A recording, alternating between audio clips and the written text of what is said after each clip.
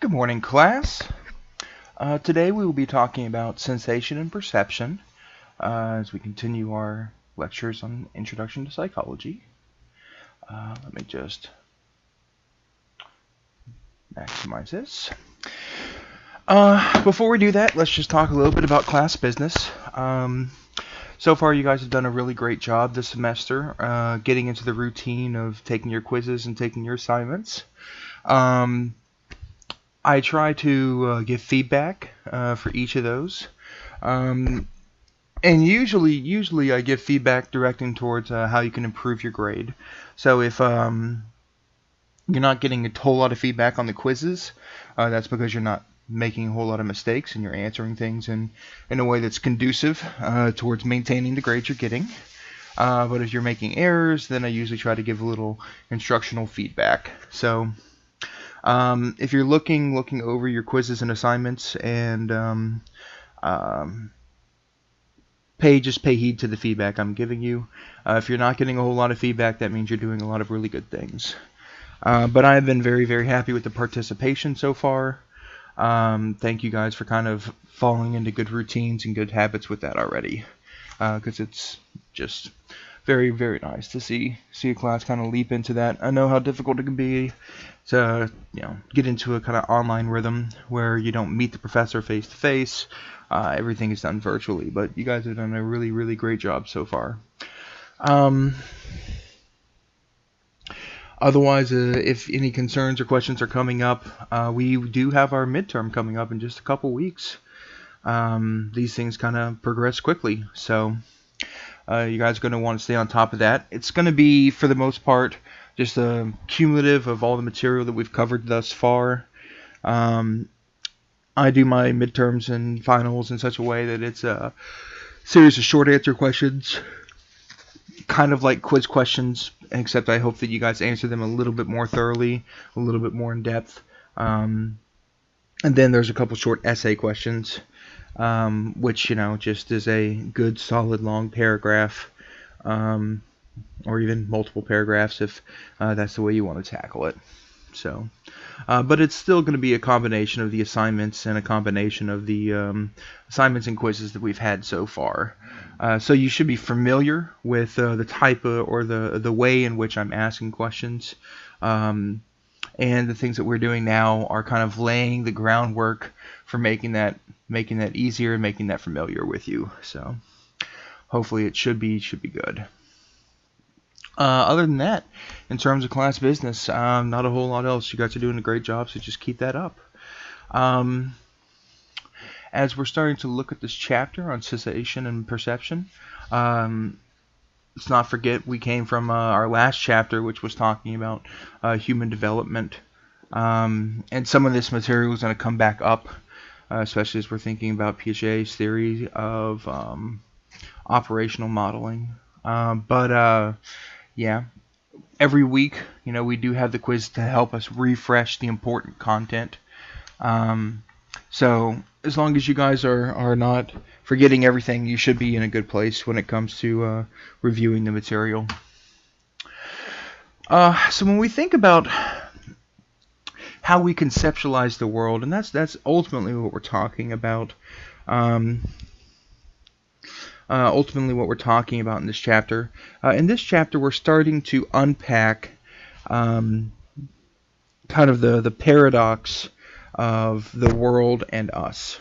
And the reason I call it a paradox is because it's just this old philosophical problem, this duality that exists between our thinking mind, that which has consciousness, processes ideas, where people say a soul is located, and then this internal process and an external world. There are philosophers that went as far as to say that when you closed your eyes, the universe ceased to exist, because all reality is based solely upon your senses, and that's a tough riddle to crack. How do we actually prove that other things exist? How do you prove that I exist, for instance, because there is we can make the assumption that I exist, but if we're looking at things from like a sort of matrix style reality, there's nothing to differentiate the existence of myself and the existence of all the other people that you might encounter with a sort of nebulous false existence. Who is to say that we are not all just voices inside of your head? Who is to say that we are not just sort of sensory data that's being perceived? And this is the sort of trick in sort of identifying the difference between external realities, internal realities, external contingencies, and internal contingencies. How do we start to prove, or even less contentious, how do we start to differentiate or interact between this external world and our internal consciousness? And this is where sensory and perception starts to become a topic of inquiry for psychology. But we're not going to spend all day today discussing, just the philosophical possibility of the matrix, because in some ways this is one of those impossibilities that we can't necessarily disclude that this might all just be non-reality, this all might just be fiction. But what we can do is just work with the assumption that in fact there are other people, that the sensory data that we are projecting and interpreting and recognizing is not just electrons firing from one place to another, but is actually based in some sort of cognizant reality and does have an effect upon us. But so when we talk about sensing and perception, there's a first distinction that we want to make. One is between active and one is between passive. And when it comes to stuff that is active is an action of perception, whereas sensing is more of a passive process. I'm not sure if you guys are familiar with the terms like active and passive listening. For those of you that have taken a speech and communication course, hopefully this has come up at one point or another. But we have this passive process of listening, which is also what we might call hearing. And in the passive process of hearing, that's when sound is basically just being taken in. You're hearing all the things that you can hear in the world. The sound of cars driving by, an air conditioner unit, people talking, someone tapping their pencil on the table, tons and tons and tons of sounds that are just vibrations echoing through the air, being caught inside your ear. And that's a passive process. There's nothing you do with that. You could always make the conscious decision to cover your ears, but otherwise, the sound just comes in. You don't really have control. Whereas the active process of listening is when you are being diligent and attentive, and you're focusing your attention and focusing your consciousness to actively retain information, to take notes, to sort of be an attentive listener.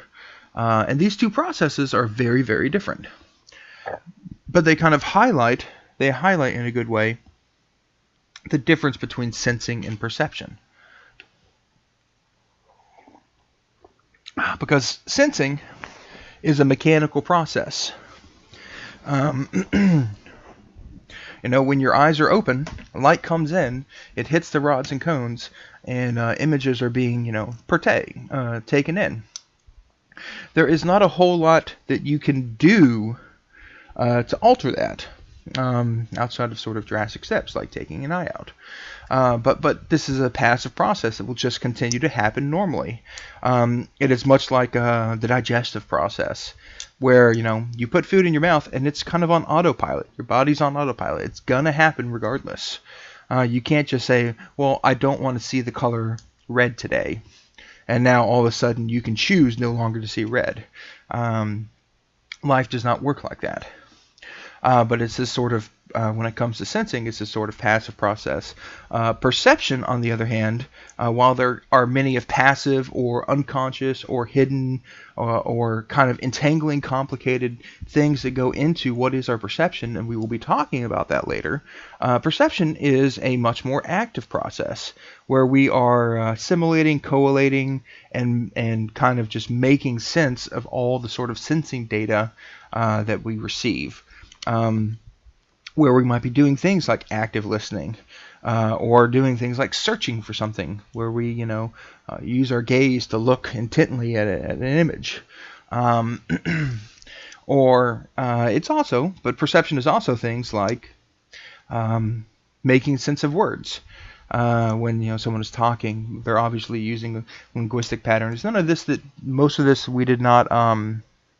We don't have to think to understand. When I say I like a ham and cheese sandwich, you don't have to parse out every single word because it's almost like second nature to you. But that is only possible because of the years and years and years of familiarity by which we have become accustomed to the English language. This is something that deracinates that whenever we're thinking about learning another language, and all of a sudden, no, you do have to go back and think every single step of the way. What does it mean to like cheese? J'aime du fromage. I like cheese. But it's something, in another language that you're not familiar with, something that you actually have to think about. The perception aspect of it, which might seem inchoate in your native language, is something that becomes very practiced in another language. So when we think about our basic sensing, we have, obviously our five senses. And this is the way information is being passively filtered into our existence.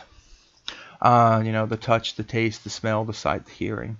And I think I even asked us in our discussion board topics, what do we do when some of these senses might be lost?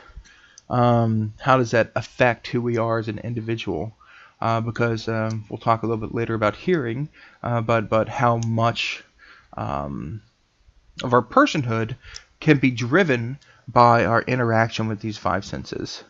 And I guess that's a kind of a non sequitur, but also something that I want us to keep in mind, because we are going to keep coming back to this over and over and over in our discussion board topics, in our assignments, this issue of identity and personhood.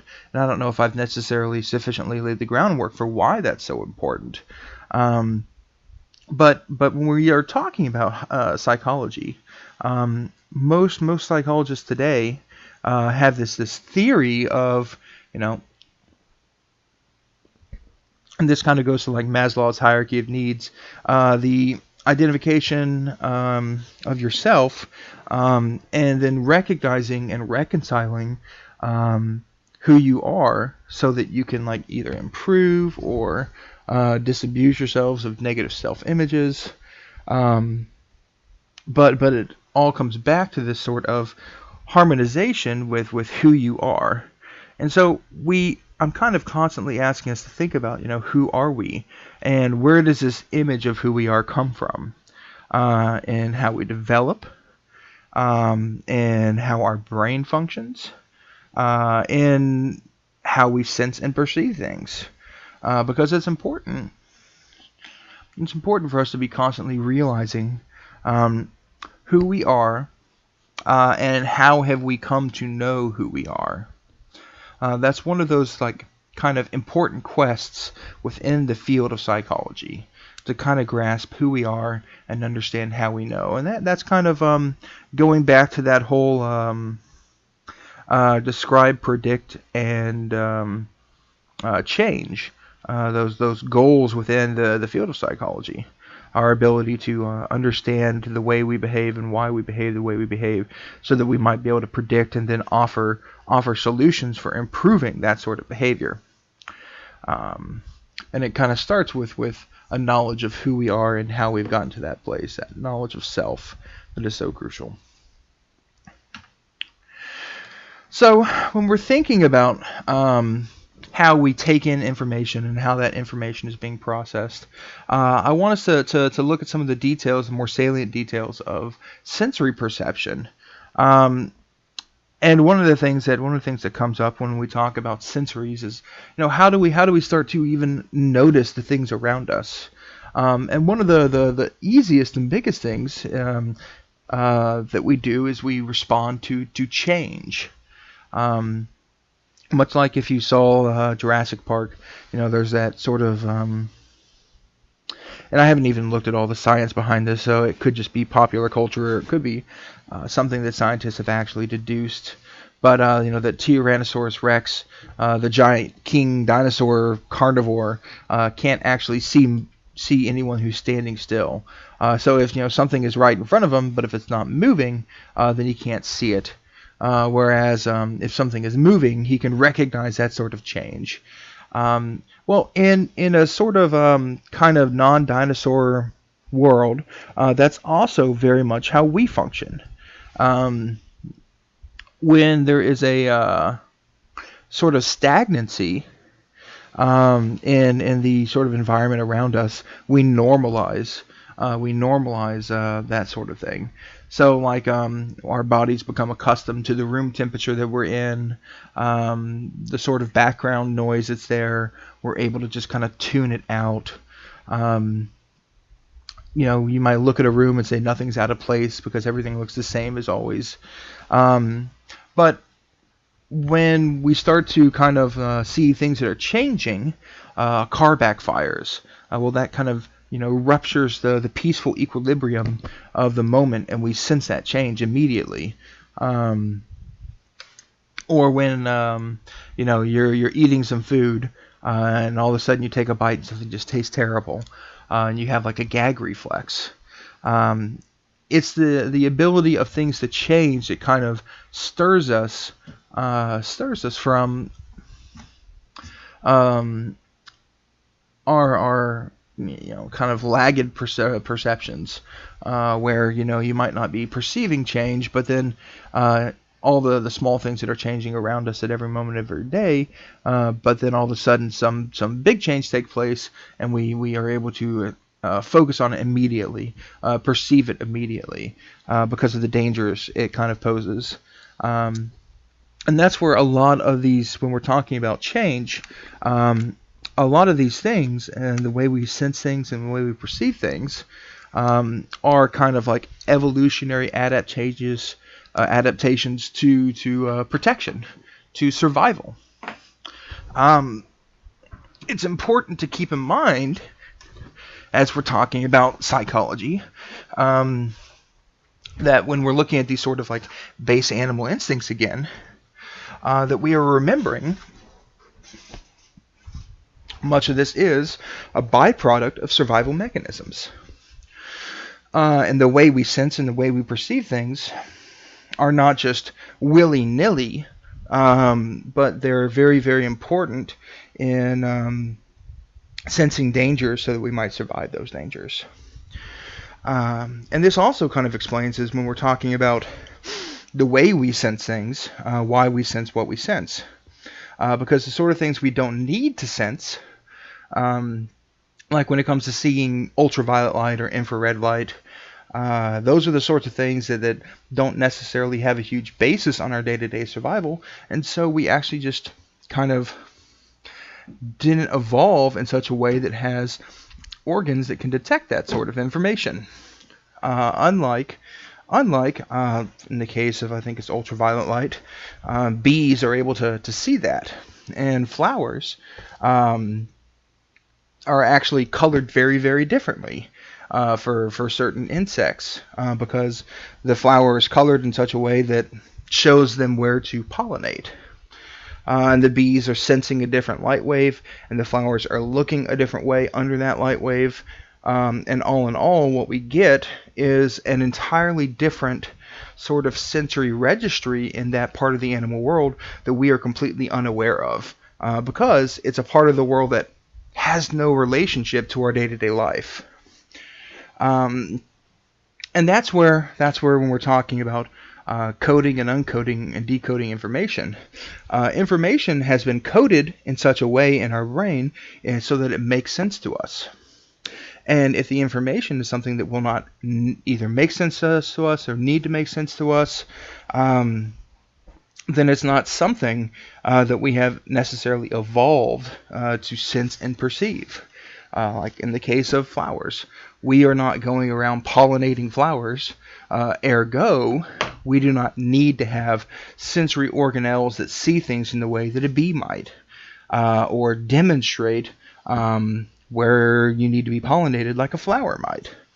And so what we have is entirely different set of information as it gets coded and then decoded in the brain, one that is specifically pertinent to our own human evolutionary adaptation. So coding and coding becomes a very interesting way to look at, and we will be looking at this a little bit further at a sociocultural level in just a few minutes, of how information is being packaged and then how it's being processed and then made interpreted or interpretable by the brain. The next thing to think about when we're talking about the sensory process is the difference between voluntary and involuntary processing of information. And we kind of touched on this already with like the use of English language and other languages. So much of what we do, while we can focus on things, so much of our day-to-day neural activities come as a sort of involuntary response. This is something that we actually talked about a week or two ago when we were talking about the brain development and the difference between the brains of humans and the sort of like mechanical brains that we're trying to create, and the difficulty of making a brain that has a sort of thinking capacity of a human is this differentiation between voluntary and involuntary processing, because so much of the processing that we do is involuntary. It's again, if you're making a peanut butter and jelly sandwich, what goes on top? The jelly. The peanut butter does not go on top ever. No, that's wrong. But how do we have that sort of involuntary response? That comes from years and years and years of conditioning, a sort of neuro-organic mapping of the brain, where the synapses are being coded and recoded and processed and reprocessed until it sort of has this involuntary response. The difference between that and a computer is a computer has to be 100% voluntary all the time.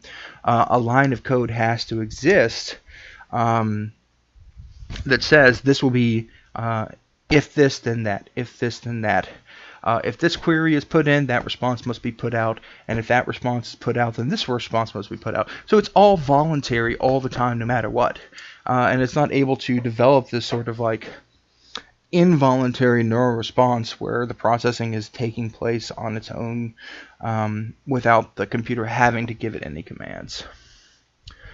And that's, kind of what separates the sort of voluntary and involuntary processing. But we do both. When we are talking about processing of information, interpreting, and making sense of the world around us, there's things that take place at an involuntary level and stuff that takes place at a voluntary level.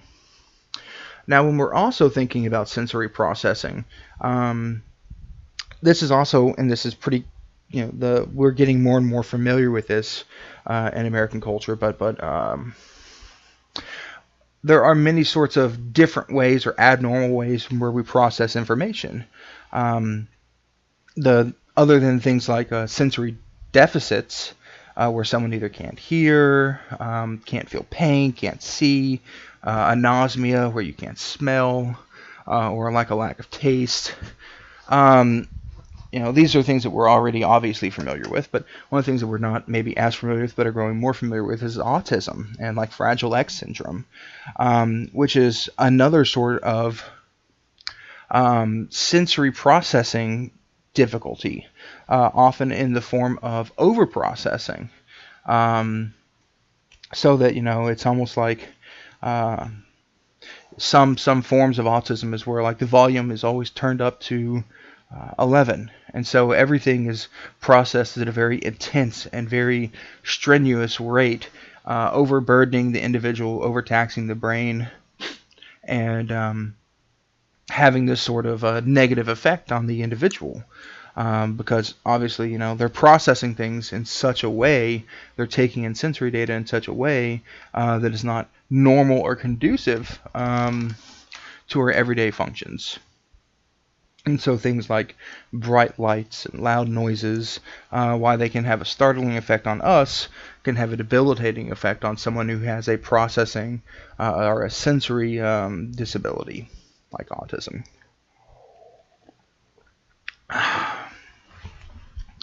But what also this leads us to, on a much more mundane thing, is what we call inattention blindness,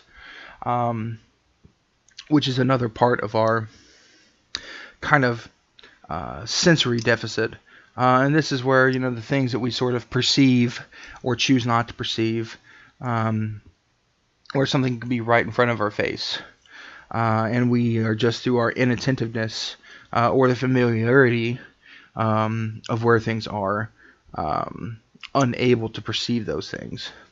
And, we could talk about this at a sort of macrocosmic social level where, you can't see that your coworker either loves or hates you, and, they're sitting 6 feet in front of you all the time, just because of, you're kind of wrapped up in your own world. But this can take place in a much more microscopic way where you're looking for your keys, you're looking everywhere, but they're really just sitting on your desk the whole time. But because you're not looking for them at your desk, because you think, they have to be somewhere else, you have this sort of inattention blindness to the actual details that are taking place. This is where we're kind of floating back into this realm of cognitive bias, where the mind is sort of directing your interpretation of reality. And that's where we're starting to bump back into some of these sort of like logical fallacies that we've talked about, where we are basically filtering our world, filtering our perceptions of reality through the things that we assume and ardently know, and I'm putting "know" in a sort of scare quotes, know must be true. Because, we assume that we must be right, therefore the mind will make it right. We talked a little bit, and this is kind of just a non sequitur, but we talked a little bit about the placebo effect. Well, the placebo effect, the reason that's such a provocative thing, and one that we must constantly talk about, is because the placebo effect is something where like the mind makes real, and it's something that pervades us as a human species. The mind, the great capacity of the mind to alter reality itself on occasion, so that we might see things the way we think we ought to see them, or experience things the way we think we ought to experience them. And so, that's why the placebo effect is real. You're getting medicine to cure you of the flu. Okay, well, it worked. I believed it was going to work because medicine works. And the whole purpose of doing this is so that, if 20% of the people taking this medicine get better, well, that's a bad example. If like 80% of the people taking the medicine get better and 80% of the people taking placebo get better, how did the medicine actually show an actionable difference?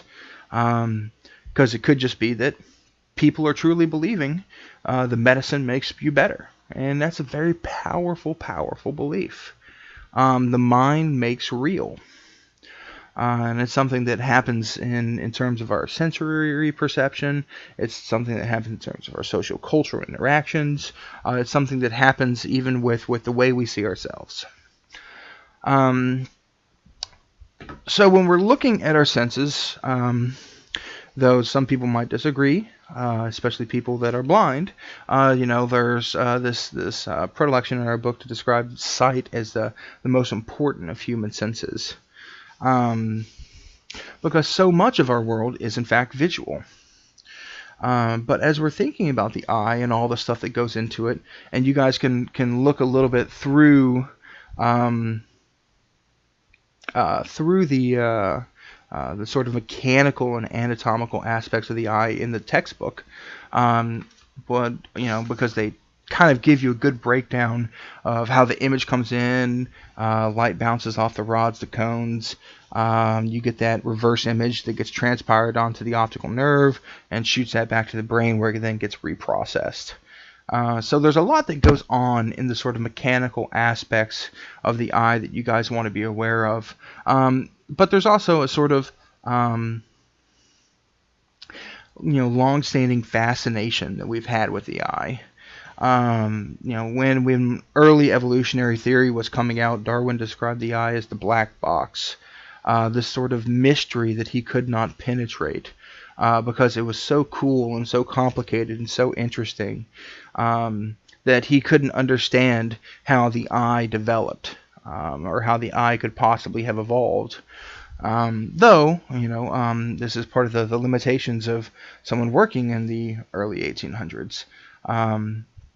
We have since then been able to kind of map out a sort of evolutionary history of the eye, looking at variant forms of simpler eyes in species. Because there's even just in like very simple one-cell organisms an ability to perceive light and darkness, so that these sort of euglenoid cells are able to travel towards light, because that's where they're going to get all their energy and survive. So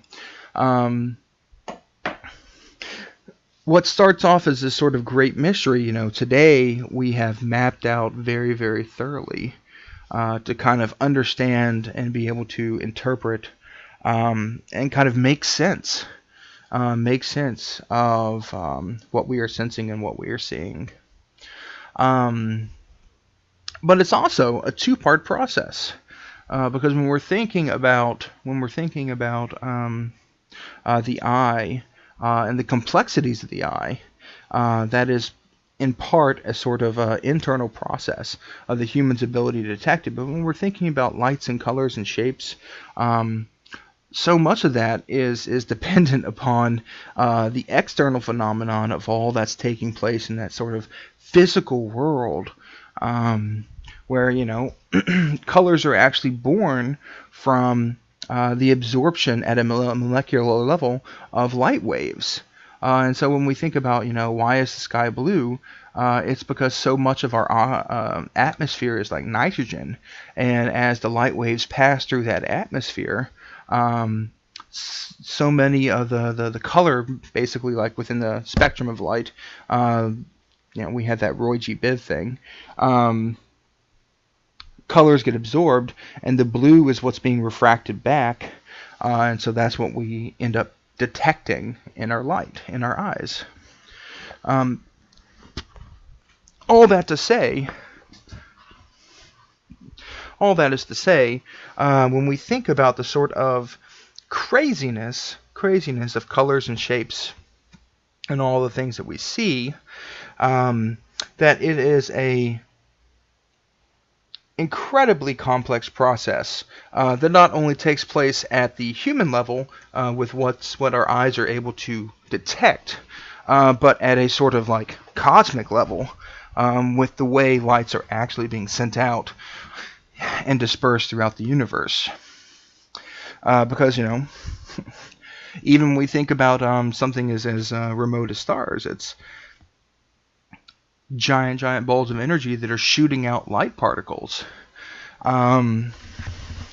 millions upon millions upon millions upon millions of miles away, and somehow we have this remarkable ability to actually detect that we have through adaptation, and this is a sort of like evolutionary adaptation that's a byproduct of it, because there's not necessarily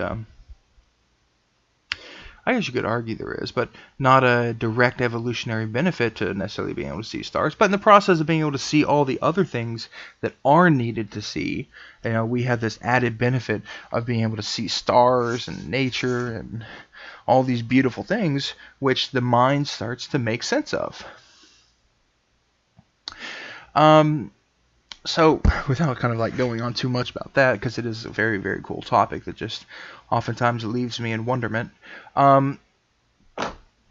we also need to think about how much of our perception and our personhood, is being driven by our ability to see colors. But how common it is for people to not be able to perceive things in the way we do, in the way we might think is normal, causing us to question a little bit our perception of these normalities. Because something like color blindness affects not like an inconsequential portion of the population, especially in the male population. Pretty common for people to not be able to see what is red-green color blindness. And again, you can kind of look at the textbook where they give examples where they have the little pointillism circles where the numbers and symbols are being hidden within those circles. And in the class size that we have of like 25 people, there probably is someone that has a form of color blindness or color weakness, just statistically speaking. So what we have here is a sort of sensory perception that is being changed or differentiated, and it's something that's inordinately common. And so the point being is that we have this sort of recognition of what we see or what we think of as normal is in fact not exactly normal, or not quite as normal as we might think. Because there is a large segment of our population who is experiencing things entirely different. Which is kind of like the whole right-handed, left-handed argument. Everyone thinks, well, the way I'm doing things is in fact the right way, the normal way, the common way. But there's a significant part of the population that is doing things an entirely different way. Now, when we think about some of our other senses, and the impact they might have on our, not only in our sensory and perception, but also in our society. When we think about hearing, one of the major issues that we talk about, not only in a medical community, but a social and psychological community, is what takes place with deafness and the rise of the cochlear implant. I don't know how many of you guys are familiar with this, but there is a sort of like subculture for people that are deaf. And you may not have ever realized this, but that may just be because you haven't come into contact with them. But I kind of used to work next to a deaf school, and so they come in, and pretty much everyone in that little community there is deaf. And there's been a lot of contention because it has its own, they have their own forms of interactions, their own slangs, their own language, obviously, because it's sign language. But they have their own little community, and the rise of the cochlear implant has been a sort of almost like direct challenge to that community. Because the cochlear implant, for those that don't know, allow deaf people with a certain type of deafness to hear in such a way that they don't even need to basically be a part of that community anymore, because they can just hear and talk and discuss the way that it seems like the rest of us do. And this is where our sensory and our perception and the way we perceive the world becomes intrinsic to our identity, because people argue that deafness is intrinsic to who they are as a person. And so if you were going to give people this cochlear implant, you're not just curing their hearing, but you're killing that person. You're ending one identity and giving them another one. Forcing them out of one culture, and forcing them to live in another one. And so it's been this entirely contentious, where and people in the deaf community, some of them have been strong advocates of this sort of cochlear implant, but even more of them perhaps have been very much against very much against cochlear implants, feeling that it's taking people away from their community. It's ending their way of life. But wherever you end up falling down on that sort of the spectrum, it's definitely like a highly contentious issue today when it comes to how important and kind of highlights how important our sensory and perception is in determining who we are as people.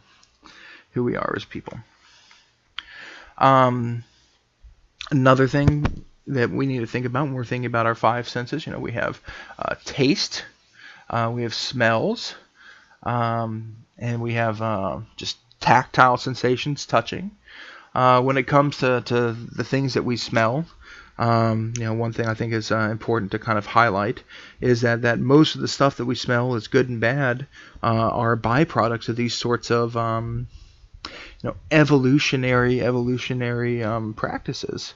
Why does rotting meat smell bad? Well, because it's dangerous.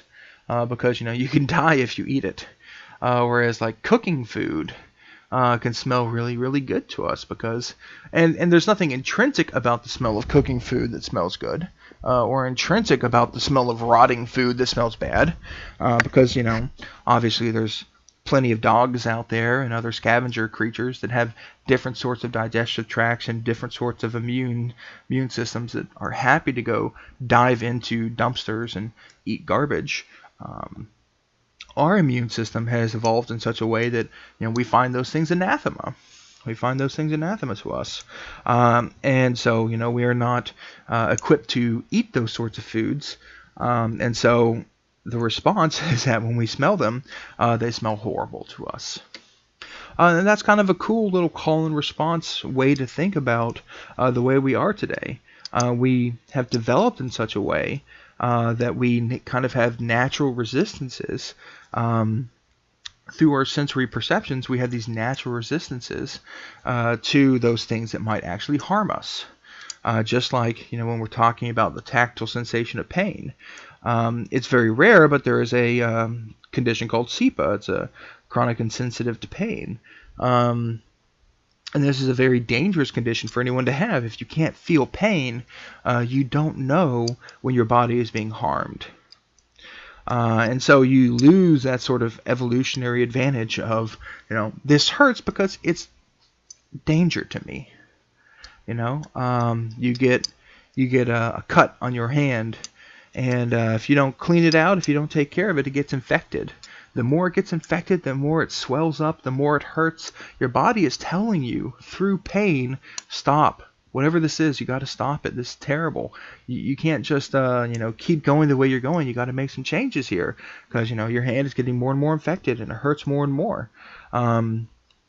So this will kill you. Sepsis is a very painful thing because your body is saying, your whole body is infected. This is terrible. This is the worst. Make changes now, otherwise it's too late.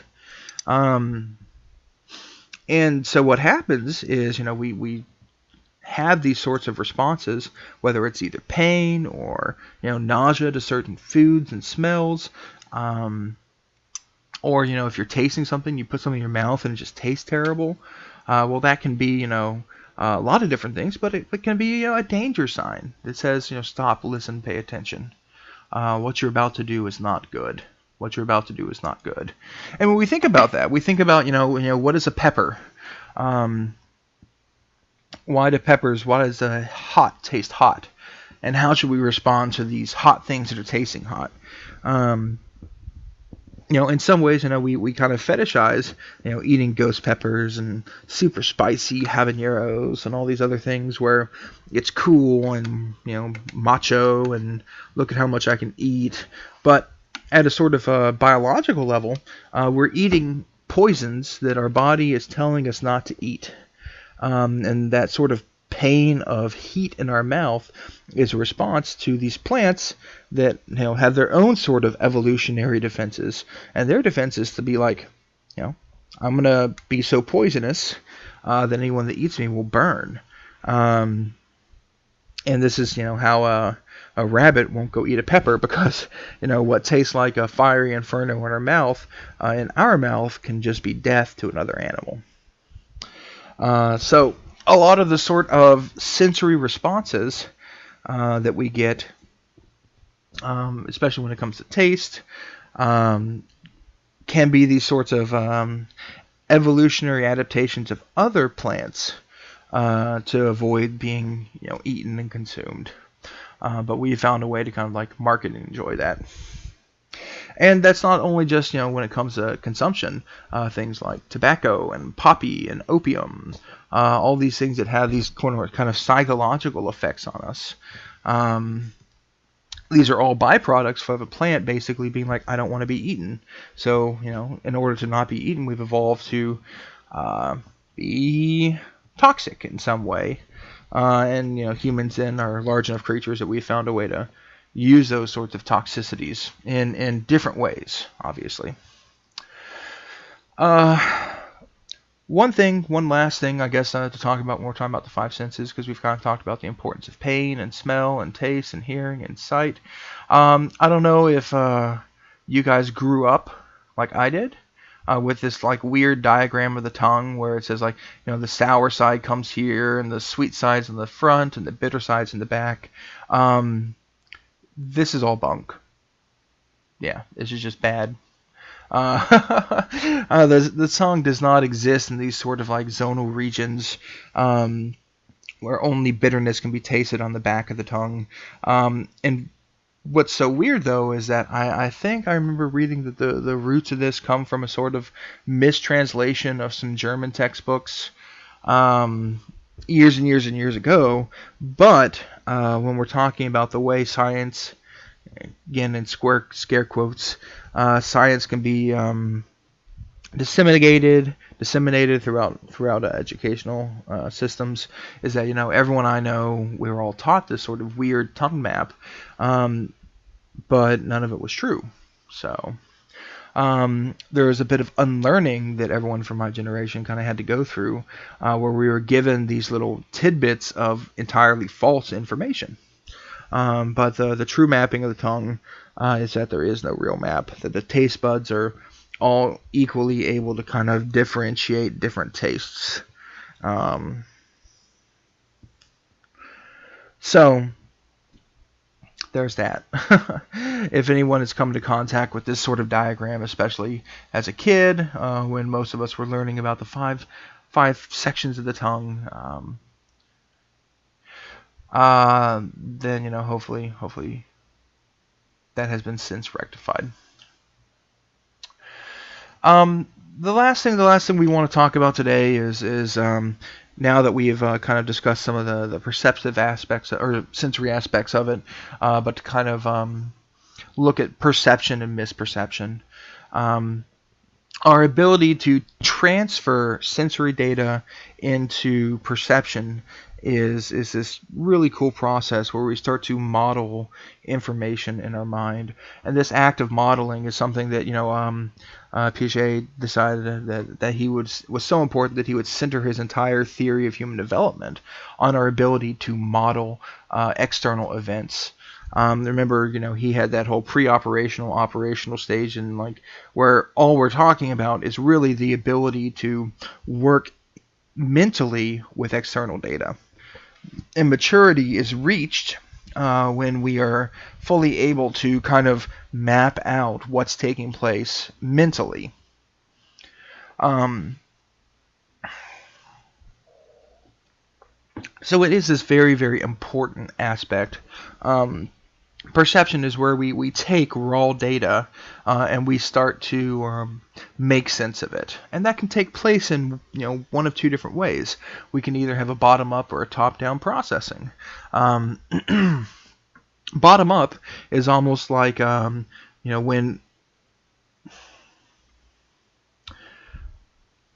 we'll describe it in the same way, but using the same metaphor, but to describe different events. So let's look at like a puzzle. Bottom-up processing is where you have all the pieces of the puzzle, but you don't have an image of it. And so you're looking at all the pieces and you're trying to figure out for yourself the way everything is going to fit together. And you're going to start to build these connections, not knowing exactly where it's going. Top-down processing, on the other hand, is where you have, the picture of the puzzle, and so all you're doing is starting to say, well, this piece fits here, this piece fits here, this piece fits here, this piece fits here. Now, as humans, we're doing both of this, both of these operations. Some things we're going to be learning from the bottom up. Sort of new experiences, new attitudes, new behaviors, our first time encountering awkward situations, first time tasting things. We're going to be kind of just picking up the pieces that are randomly being thrown at us, and we're going to be building information out of that. But the majority of the time, we're kind of, while we might be doing that, we're going to be doing some form of top-down perception, where we have an image of what's supposed to be taking place, what do interactions look like, what do sounds sound like, what do taste like, what do words mean, and we're able to kind of filter in and out our perceptions and our modeling based on the things that we already know. And this is what we call conditioning, and we're going to talk more about conditioning and operant conditioning in the future, and our ability to kind of like change the way we perceive things. But just for now, let's just keep in mind that there is this term conditioning that highly affects, because it's affecting this sort of like top-down sort of perception model, where what we are doing is looking at the things that we already know and fitting in these new sort of data sets, into our preconceptions of knowledge. And this is a very, very important aspect for learning, and this is a very important aspect for just how we learn in general, because things like advertising play upon these conditioned experiences. And in some ways try to reshape our conditioning. It's a top-down model when we see a Budweiser ad, and it's these cute girls and this guy, goofy guy popping a beer, and next thing you know, everyone's dancing and partying. Well, this is working to make sense from a top-down model, and then also condition us to have further expectations where we see beer, we'll perceive, sex and party and fun. And this is what advertising is trying to do with us. And there's entire sets of social psychologists that are looking at how are our perceptions being influenced by these preconditions that are being set for us. So when we're thinking about to end here, when we're thinking about perception is this very, very wide field of how we start to assemble and so how we start to collate data within our mind. And it's something that we're going to continue to talk about over the next couple weeks to kind of expel or expose a little bit more what we are doing when we perceive information and how we make sense of this sort of sensory bombardment that we're getting on a regular basis. So I hope you guys have a great week. Like I said, you've been doing really great so far on your assignments and quizzes, so I just want you to encourage you guys to keep that up. And I will catch you guys. Email me if you have any questions or any needs. Take care.